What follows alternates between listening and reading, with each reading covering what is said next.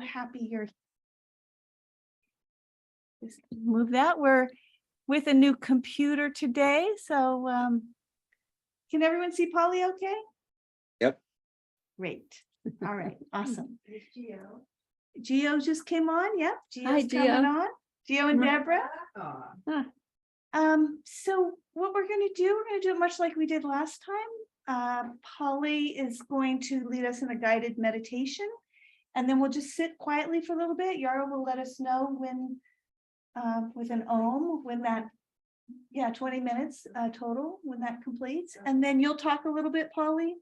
Right. And then there'll be... That's what she does. She That's talks. what she does. She talks.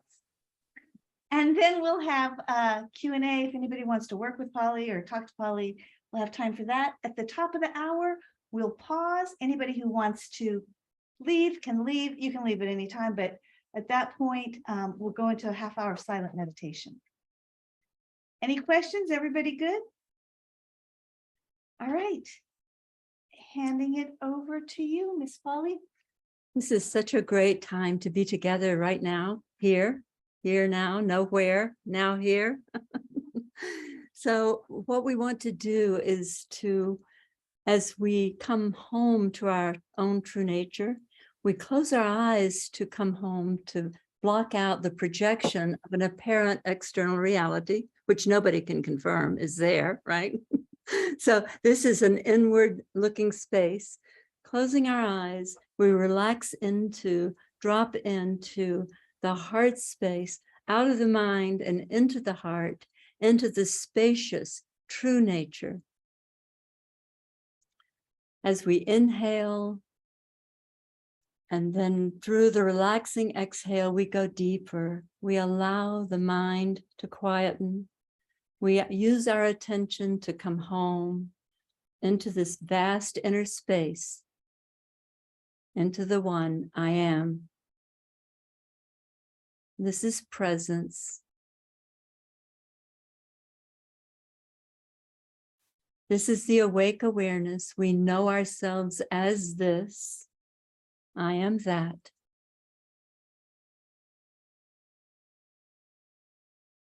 Relaxing here, opening more, going deeper, we find this space to be alive, the aliveness out of which everything arises.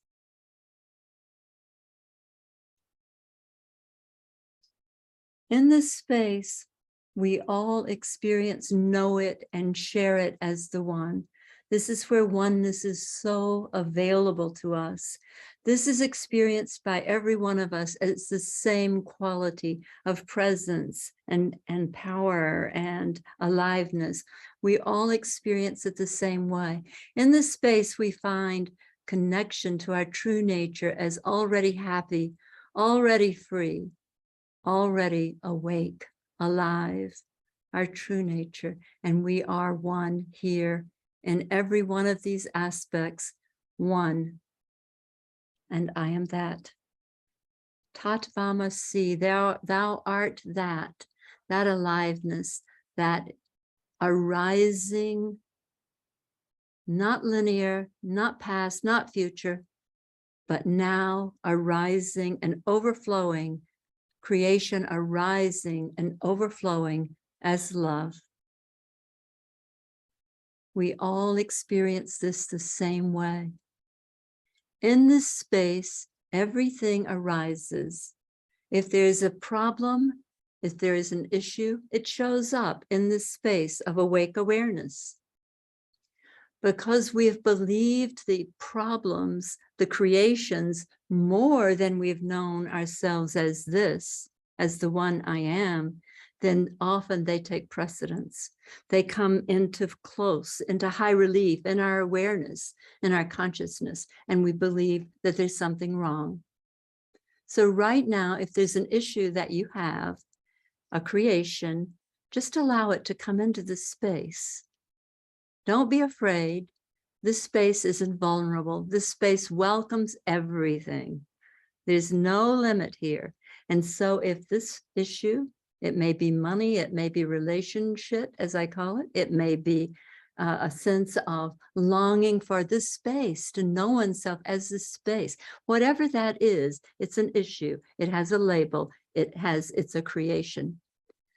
In whatever form and whatever way you can experience that showing up in this space, allow that to show up right now. And notice, without resistance, without attachment, it has this sense of amorphous nature, of moving and changing, right? Realize that it's the label that you've got on it that you're experiencing. The thing itself is just this little creation that comes to pass. Know that this space is available for you anytime that you have an issue, that you have a problem, what you call a problem, that something is not the way it should be, that is a creation. What a creation is defined as something with a beginning, a middle, and an end. It has a shape. As that shape shows up now in this space, you have access to it, and you can say, I know what that is. That's a creation. It has the label as a problem. And right now, I dissolve that. I allow that, no resistance to that. It's actually coming to pass. So just in this space now, allow that to move off the stage, off the stage of this awake awareness that is our true nature. This true nature is the space in which everything arises, and its nature is love. It's connection. It never says no to anything that shows up. We bring everything out of and into this space. And this is the one I am. Here we fall in love and stay there. Here the mind dissolves into the heart where true knowing is available. The true meaning of the word know is to be one with, and we come here to be one with our true nature. This is our happy place. This is your home. Here we are one. So just soaking in the spacious awareness. We are together now, experiencing exactly the same awake awareness. And so it is.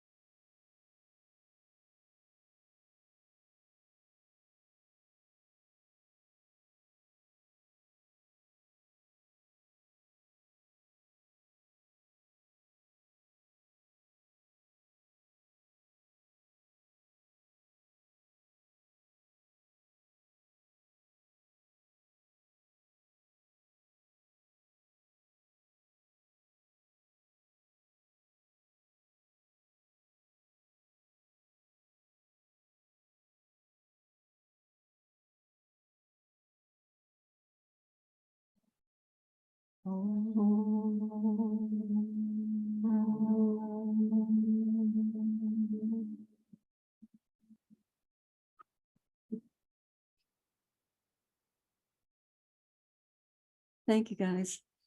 That was so great. What a place to live from. That open, spacious aliveness that is so available. Right now, in the work that I do with small groups and individuals, the thrust of it seems to be to begin to allow that space, that consciousness to be and recognized and experienced as primary, as prior to the ego identity that creates the character, the one we think of as me. And so having the experience together like that, to know that that's the same for every one of us, we have the opportunity to value it even more, to value it above the idea of what the me wants, what the me fears, what the me is trying to get or trying to resist. And because that becomes our focus, consciousness particles return to that, not as an identity, but as true nature, coming home. That's why we call it coming home. That's the presence of our true nature. And that's what we call awakening is all about. It's simply waking up to what's primary, to what's already there, without which we wouldn't have problems. So we get to have problems because we decide that we are limited or that there's something wrong with me. I don't do it right. I'm not good enough. And then we create a reality that matches that. The power of consciousness is so great that when we have the distortion field of a self-concept or an identity or a wound, then everything that we both perceive and receive through there proves and matches it. So it's very compelling. We have to make a conscious choice in any moment not to believe what we've projected, which is how it works, right? This is a projected reality. When it's projected through the lens of our woundedness or the collective conditioning, then what we get is difficulty, the problems. The reason I wanted to have the problem come into that arena of our true nature is so that you could see how malleable it is, that it is a creation, that it's there and then it's not there. It can show up and it can go away. But the space, the consciousness, the true nature in which everything arises is eternal. It's omnipotent. It's everything. It is the one I am. That is the name of God. The supreme presence of all that is, out of which creations arise. The creation that's been arising on this planet, apparently, the projected creation in my way of thinking about it, is distorted by fear. And so we have, and out of that, or because of this polarity, the fear-based reality shows up varyingly as the good end of the stick or the bad end of the stick. So the mind is motivated to only get the good end of the stick. Where you've picked it up, you got both ends. And so the fear-based frequency of having to get something or avoid something is where we get caught, and we are magnetized into the material reality, which is a projection, and the quality of which is whatever screen we're projecting through. And that screen is typically, for all of us, a personal childhood wound or of karmic debt. Also the collective conditioning, millennia of this separation, which never happened, but we've been living out. That's what the Course in Miracles would say. The thing that never happened that we've been living in ever since. It didn't happen, right? So the mind is always going to be confounded, right, by reality, by the truth, by true nature, by love. The mind is always confounded. Yeah. And so we fall out of our minds and into our hearts, because that's where knowing is. That's where love is. That's where oneness is. I think I mentioned in the meditation, I never know whether I did, But the definition of to know in the biblical sense is to be one with, right? And that's what it means to know something, not to figure it out with your rational analytic mind, but be with it, connect. I am that. So that's what I would want out of our time today, is the possibility for allowing and being willing to allow that primacy of the consciousness of your true nature is more valid, more, not just more important, it's more true. It's the only thing that's real, rather than the identity of a limited, fear-based critter. It's like that little avatar that's coming through, looking like a little bot, the bot that comes in that thinks it wants to get things or avoid things, right? So, but the spaciousness of our true nature is so right here, right now, for every one of us who's doing this work, who has been pulled into the willingness to wake up this time, to wake up. And out of that awakening, together, we redream this reality. The quantum field is in response to the frequencies that we're emitting. If we're caught in a frequency of fear, that shows up as the bot, the me, then the field responds to that, and it shows up as difficulties, as, and you know, I don't like saying this because I don't like the mind immediately hopping on the idea of creating your own reality. But this is actually the way it works. It's a frequency reality. When we're caught in the frequency of fear, which will always be the case for an individual person, a me, because that's a scary thing to be. But when that's going on, the field can only say yes to that.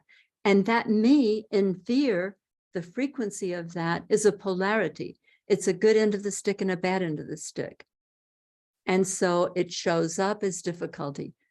The mind comes into its power when we have a label that something is a problem.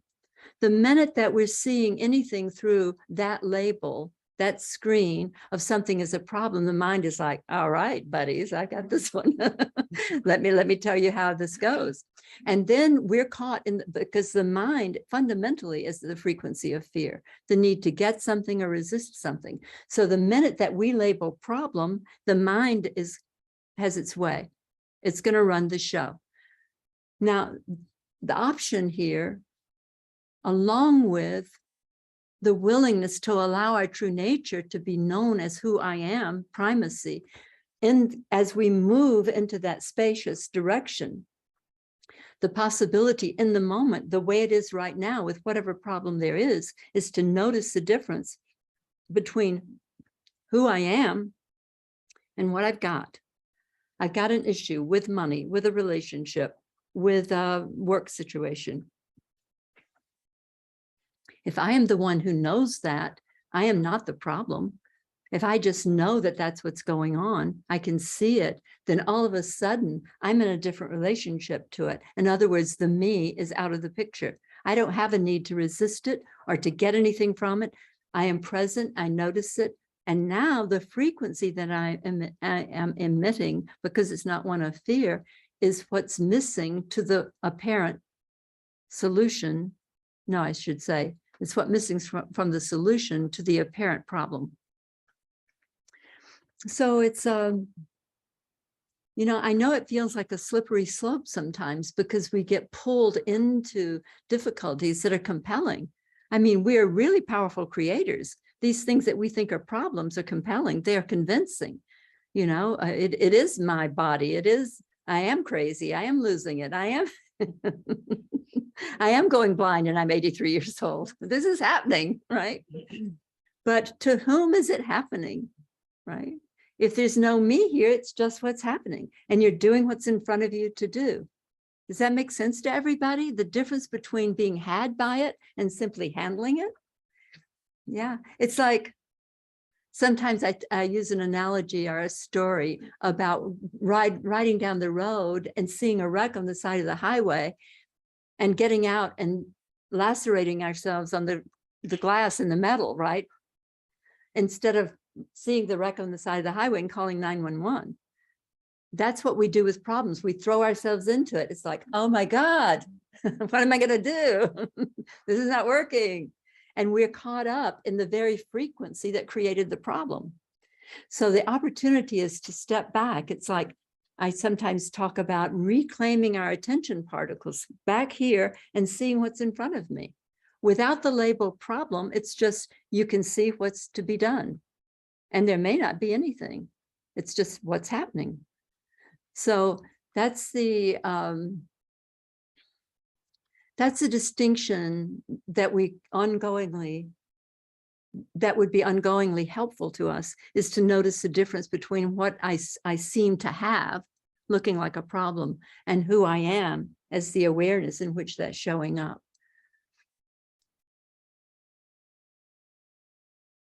I was going to talk about something else, but I can't remember right now. Cognitive decline, right? Yeah, the mind is so accustomed to running the show. We have it so much valued, right?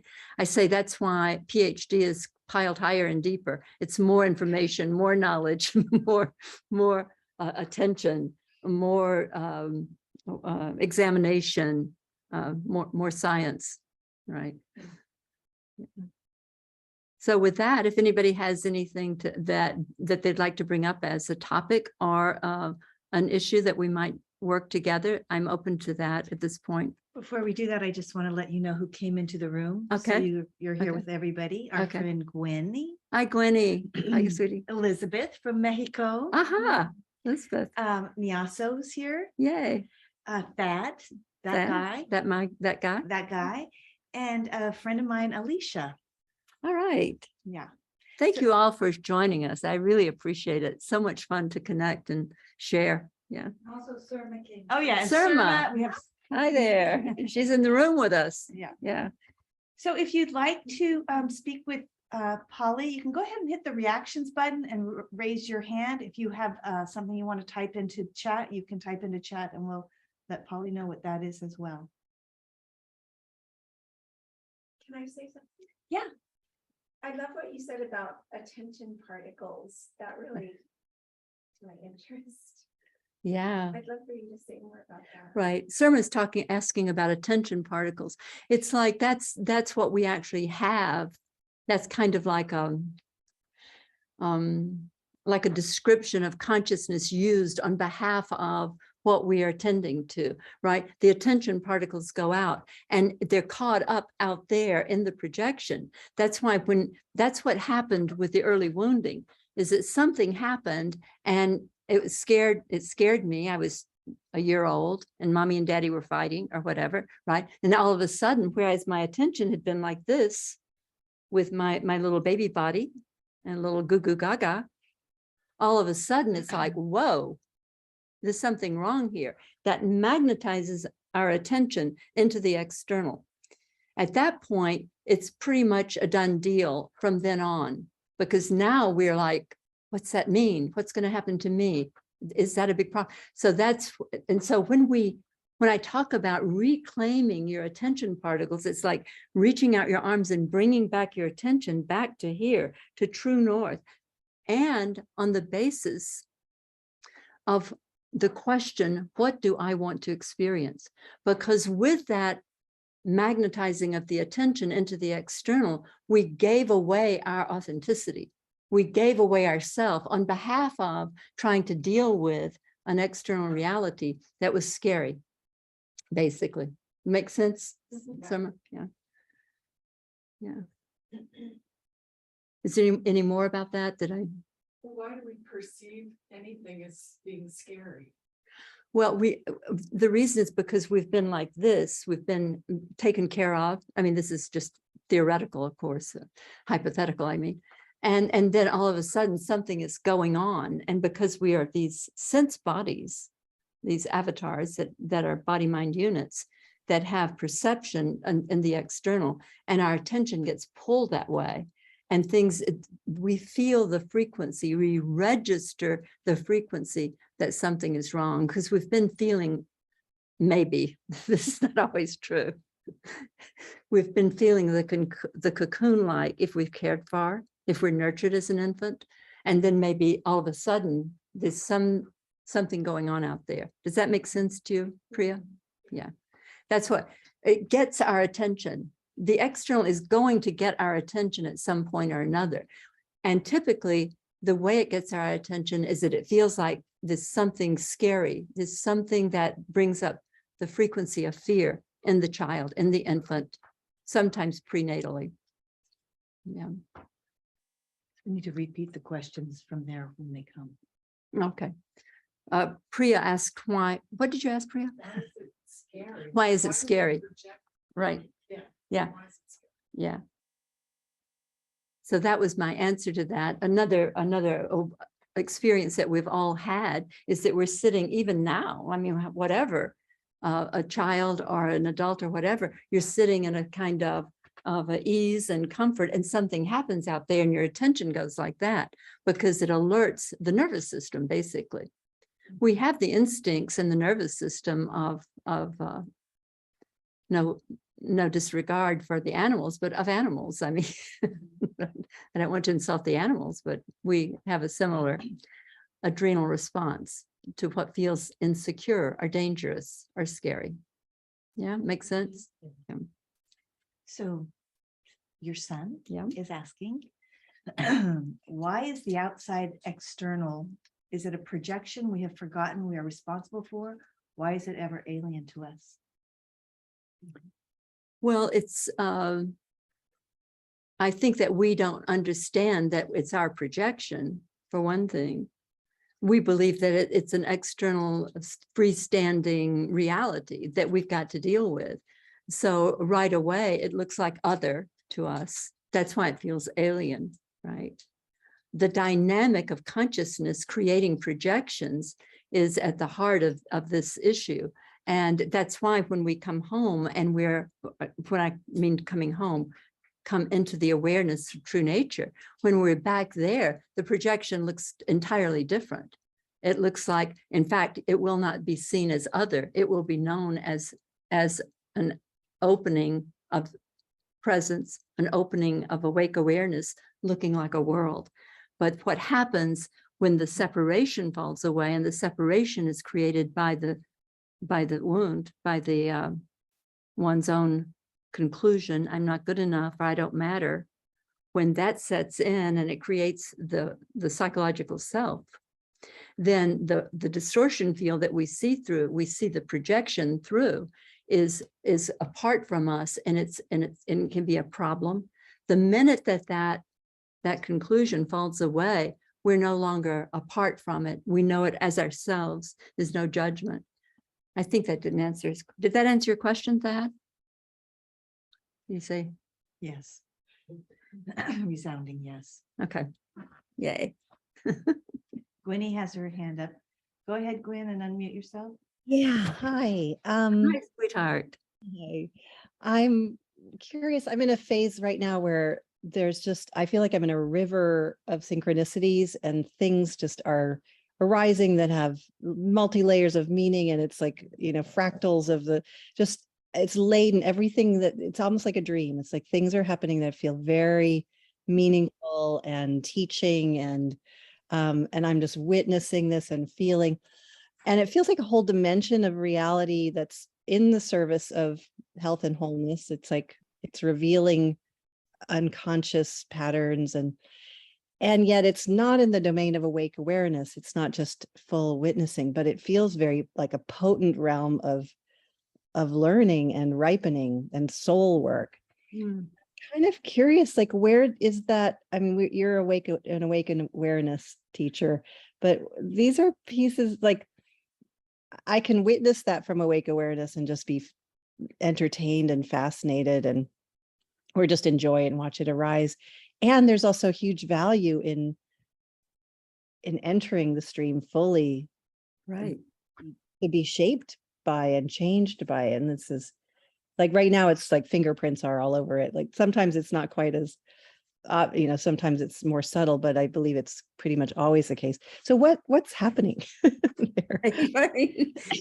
Yeah, well, that go there. I mean, that's the thing, you know, without the separation that comes as this is the opening, as you say, it is awake awareness. That is what it is. And everything you described is symptomatic of that, right? But this is the opening into the consciousness of the connection that we are to awake awareness. And you want to go there. You want to receive all of that goodie, all of that juiciness. Yeah. You want the fun of everything you described. I And mean, it's like relax into it. And there's a part of it that's like, this is for Gwen. This is for the identity, the one that's traveling as Gwen, and and possibly ancestors, and you know, but Right. it's there's rich story in it. So so enter it as I guess, yeah. So what's that intermediary between just the witness that's holding? What is your concern about your identity with it as Gwen? I'm not quite understanding that. Well, it's that, like with the dreams, like this is very personal. It comes from the images from from my psyche, from my past. You know, the significance connects with the story of Gwen's life and Gwen's ancestors, and yeah, so it's very personal and meaningful and soulful. And it feels very different to be in awake awareness watching it, and then to be in the flow of it and feeling it change me, like rub my, you know, illuminate things. And, you know, I got stung in the eye by a wasp. My whole face blew up, and it was like, and it was right after being a corpse and being tended as a corpse. I mean, there were just profound things that just were to be felt. And you know, and meaning kind of unfolding from them. And I felt like I was on a journey that was so interesting. It's like, okay, going into awake awareness. Yeah, I guess I'm just trying to sense what the relationship is between that sort of soul realm and awake awareness. Right. Well, what you're describing is the value and the I don't want to be pejorative about it, but the fun of having a body-mind unit, and the you know, the lineage and all of the story of this creation of avatars with body-mind units in a 3D reality, creating all the drama. But the more that you understand that that's what's, and you do understand that's what's going on, it's still the purview. It's still, the context is still presence, is still the isness, is still the awake awareness. And that's that's what's going on there. It's not inhibiting you from your experience of awake awareness. That's the content in awake awareness now that's enlivening you and taking you into apparently a really more what you might feel like the place of being on behalf of the lineage, say. Is that right? Yeah. Yeah. Yes. Yeah. Yes. All of this is for fun, guys. That's what we're so serious about it all, right? It's for fun. It's like, are we having fun yet? You know, the whole thing with the limited, shut down, narrow personal identity is that it cuts us off from the sense of aliveness, because it holds us in the past, and the fear projects into the future. And so we're cut off from this present moment, like this, if Geo loves it when I use this word, this effulgence. But it's all aliveness, it's all happening, it's all, and without the mind putting an overlay or putting a judgment on it, which it will continue to do to the degree that we have self-judgment. Because the reality is, once the self-judgment is gone, you're just, it's, you know, an old phrase would be at play in the fields of the Lord. That's the whole story. Yeah. And so it's like whatever the direction is and the dance is, and especially with a person like you, Gwenny, who is so powerfully creative and available to story and nuances in the lineage and the possibility. It's just that's a beautiful creative expression and endeavor. Yeah. Thank you.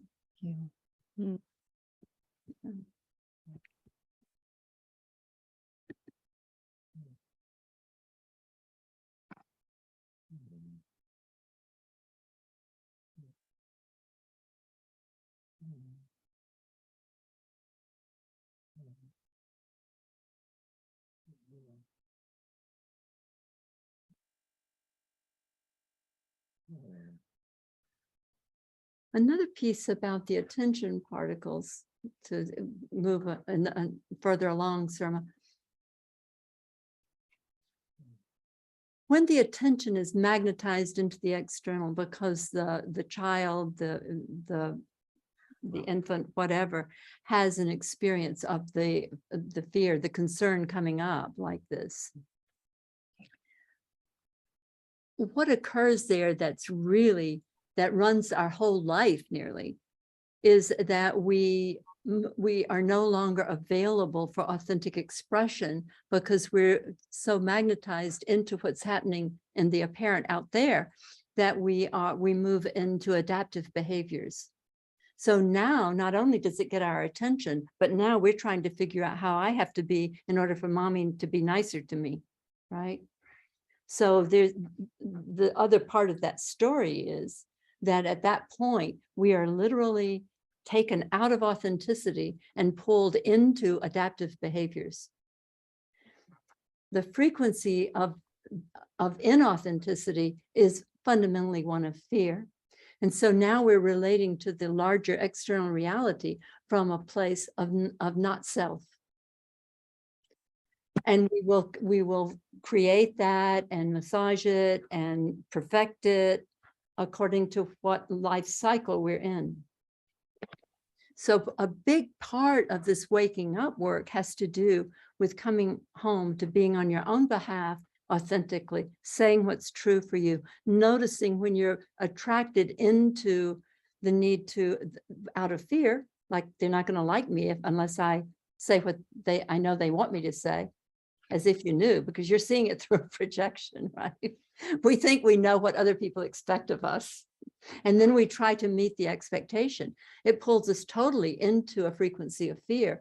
And then our reality reflects that back to us. So we're compelled to believe that we didn't do it right. We were always right about ourselves. But we're not good at this, right? There's something wrong with me. Yeah.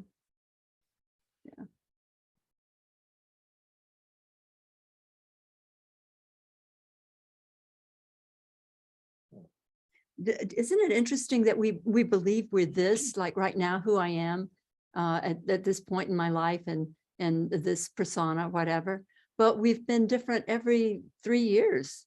There's a different component going on, but what's remained the same is true nature, the awareness in which that shows up.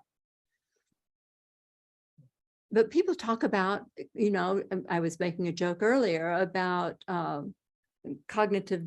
losing the cognitive ability, unable to remember, whatever. But whoever you are now, this is the role you're playing, right?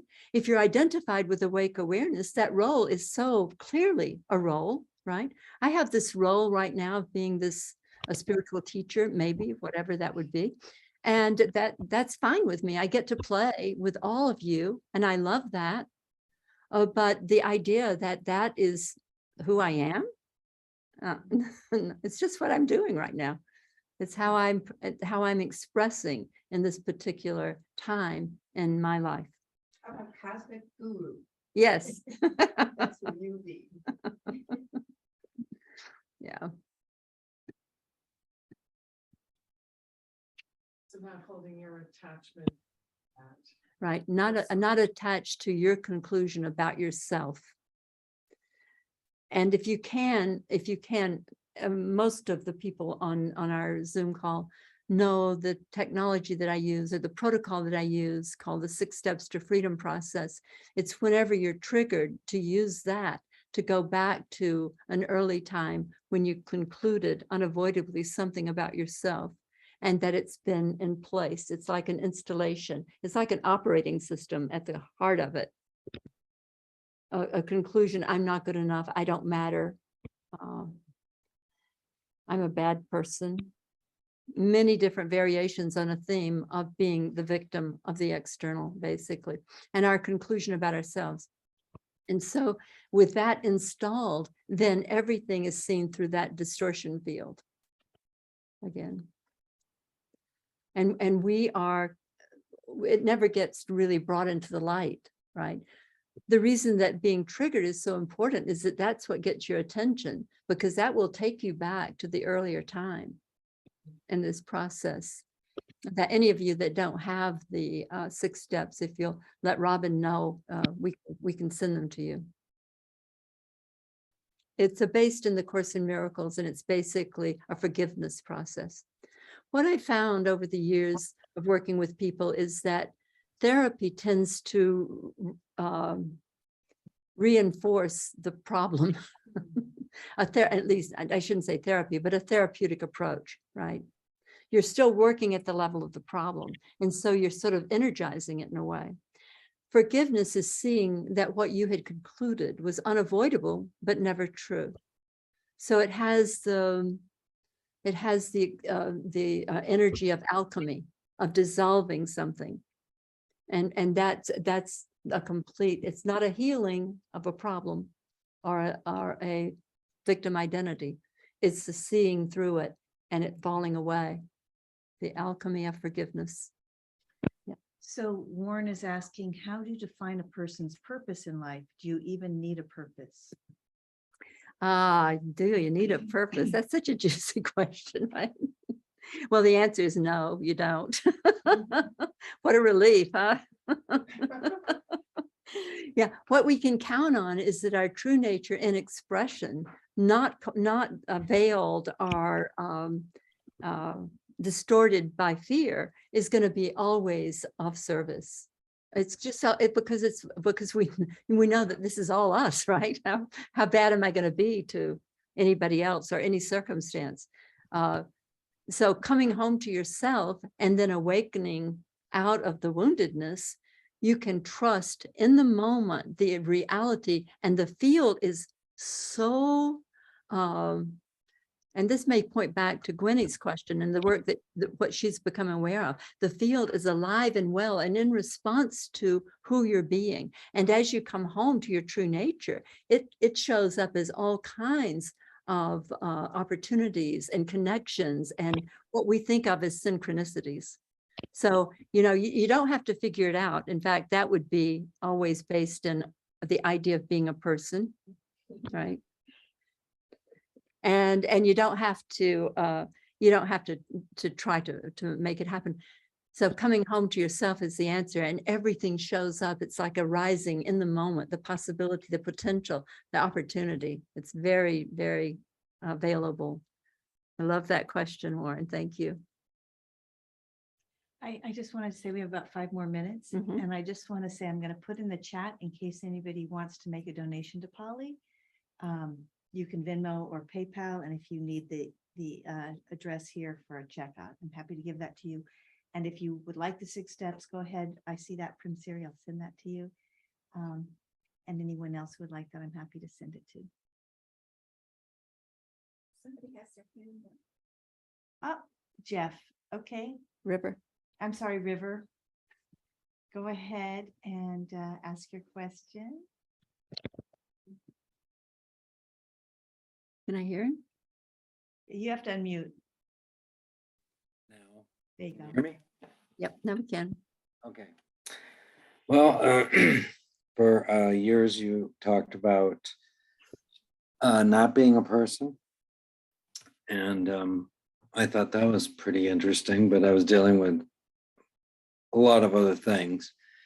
And lo and behold, the last year, I understood what that means. in order to stop the pain and suffering, I had to let go, as you know, of all of my past. And along with that, the identities that no longer serve me and are no longer me. They're just stories that seem to happen in a dream. Literally, that's the best way I can. Like somebody, I worked on this etch-a-sketch for nearly 70 years in detail, and somebody came along and wiped it, took that thing and wiped it away, and I'm staring at a blank screen. So I also realized I was so addicted to all the things that everyone else is addicted to and programming. And now I'm not much addicted to that, to the having to be anything, or as a storyteller, what stories are left? I'm tired of the stories, mine and others, because they're all about suffering and pain, and I don't have suffering and pain anymore, which is empty. As I've told you last couple months, there's an emptiness here because I don't have to do anything anymore. I don't have to try. What you told me for years is nothing is better than anything else, and I get that. So whether I'm looking at the mountains or in a traffic jam, I'm okay. I'm the same. Right. I'm not angry or upset. Politics and the media are just, I realize my projections, so I turn them off. Right. And I just have this field, I guess, as you'd call it. And because I've been addicted to the chemicals of adrenaline, et cetera, to get things always, to paddle up that stream. And you told me once, turn the boat around, put the oars back in the boat and float. So flow downstream. And I'm flowing downstream, but I don't know what to do as I'm flowing because I'm so used to doing. Right. So I'm waiting for, you suggested The Greatest Secret not long ago, and I read it and listened to it, and I'm going back again. And I'm supposed to be filled with this, bliss and joy. And that hasn't really occurred yet. It's just observing it all and others and me. I feel like I have to start over in some ways, but it's a speed reading course now. It's not going to take decades to look at things that have come back up. As Byron Katie says, write all your shit down. Well, I didn't write some of that shit down. And now it's coming up. Yes, I am a jealous person. Yes, I do grieve this and that loss. Yes, I do compare. I'm taking the fake shit away of being a spiritual person and allowing the real stuff to present itself in that space, that empty space. And I no longer have goals per se. I don't have to manage people or seek money if I get scared about abundant money. I let it go and I spend more. I go ahead and seed the universe with, how do you like me now? I'm going to buy a more expensive dinner or treat somebody else, pay for the person behind me at Burger King or something to show the universe, bring it, mind, bring it. So my question is, and as you know, I have experienced bliss and joy. And so I know that that's pretty cool. And I love to have that fill this space of emptiness. And I know you're there. So I want, I guess, to ask, do you have any suggestions? Oh, yeah. Okay. For Bring sure. it. Bring it. Yeah, you're in between, and you're in between the mind and the heart. You're caught there. And the conditioning is that we still value the mind, and so you keep getting pulled back in. But so the trick for you right now is the possibility that you can watch that happening. And to the degree that you can watch it happen, you're not going to be had so much anymore as you were priorly, right?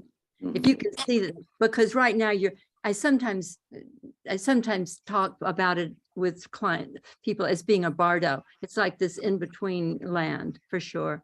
But you're coming home, and you come home out of the mind into the heart. So watch that when that label, you had all kinds of labels for yourself. You're jealous, and you're I forget the other things that are wrong with you. But notice that that's a mind creation. That's not your true nature. That was a part of this story in this lifetime, the mind creation, and out of the projection, because we don't just create in our mind out of whole cloth. We have entire lifetimes that prove it, right?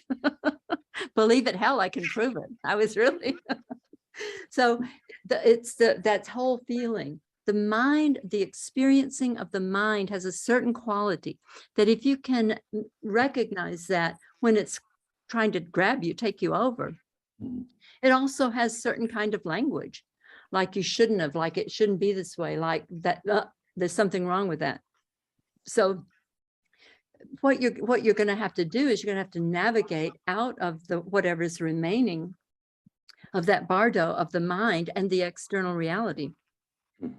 Because coming home to yourself, the fullness of the joy there cannot be matched by any experience that you can have in this 3D reality. We've never been able to, in this polarized, fear-based projection, to come up with anything that comes close to who we are. Okay? I get it. Yes. Okay, talk to you later. And love you always. Always. Yeah. So that's time. Yeah. So anybody who would like to leave, either if you're here or if you're on Zoom, we're going into silence here. And Thank you all for meditation. coming. Thank you all.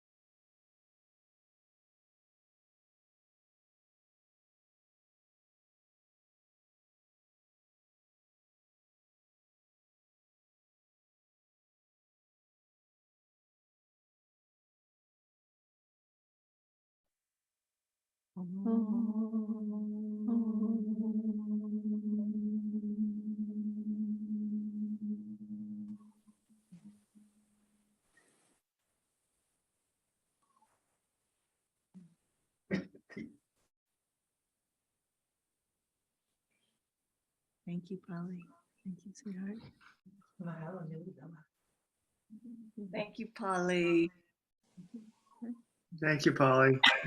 Thank you, Polly. Thank you, thank you. Thank you. The timeless space together. Thank you all so much. Unbelievable how powerful.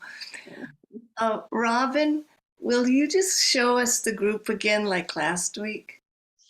Sure. Oh, thank you. Just love to see who we're doing this with.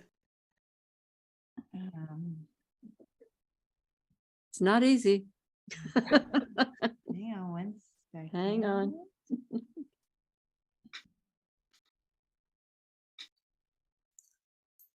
So we have Oh, Dora, there's Priya, Amora, and Surma. Surma. Surma. hello. Hello. Was that Anne waving on the end? Nope, that's Surma. Oh, okay. And where was Yarrow? Okay, all right. So good to see all the beloveds. Mwah. So we'll see you in the field again next week. Yeah. Thank you. Thank Thank you you. all. Thank you. Thank you. Love you. Love you. Good night, Mom Polly. Thanks, sweetheart. Mwah. Wow. Mwah.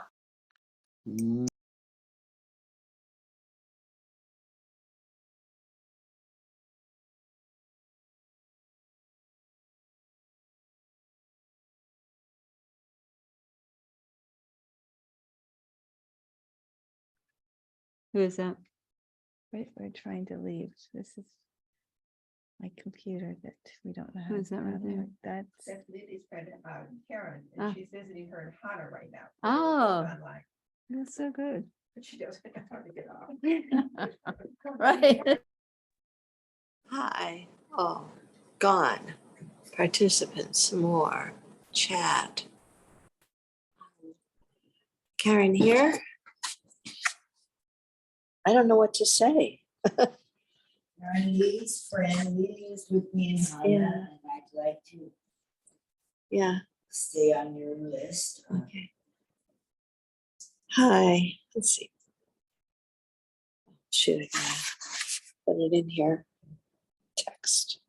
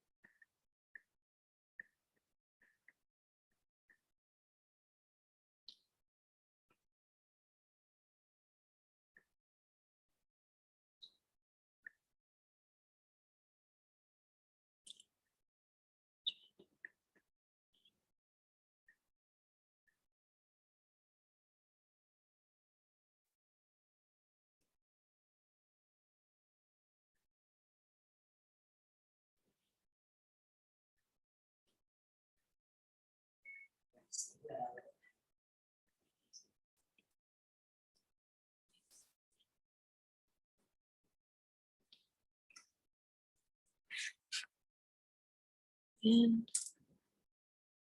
do I give her my phone number? I guess, huh?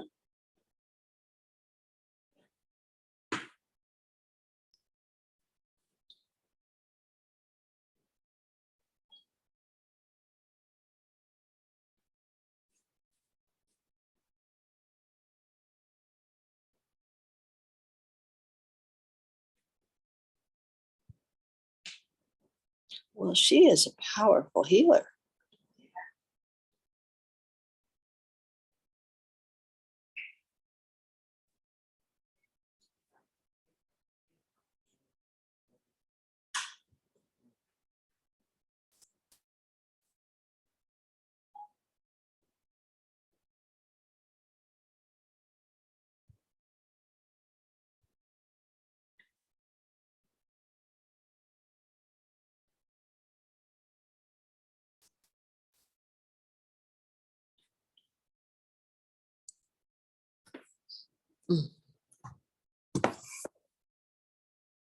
Okay, wow.